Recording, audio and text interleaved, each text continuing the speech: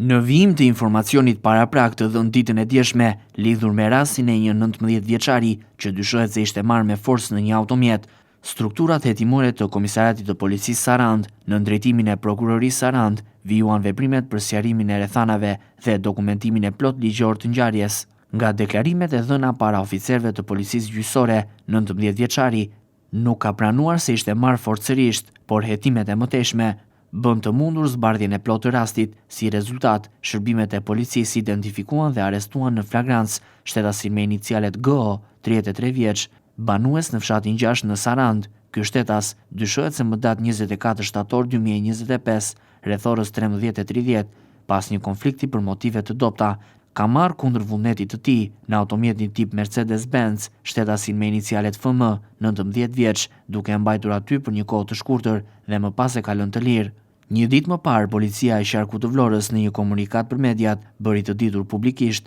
se shtetasi i identifikuar me inicialet FM, 19 vjeç, aktualisht ndodhet në ambientet e Komisariatit të Policisë Sarand, në gjendje të mirë shëndetësore dhe po jep deklaratën e tij lidhur me një mosmarrëveshje që ka pasur me një tjetër shtetas. Materialet procedurale ju referuan prokurorisë pranë gjykatës së shkallës së parë të jurisdiksionit të përgjithshëm Sarand për veprën penale, heqja e palishme e lirisë.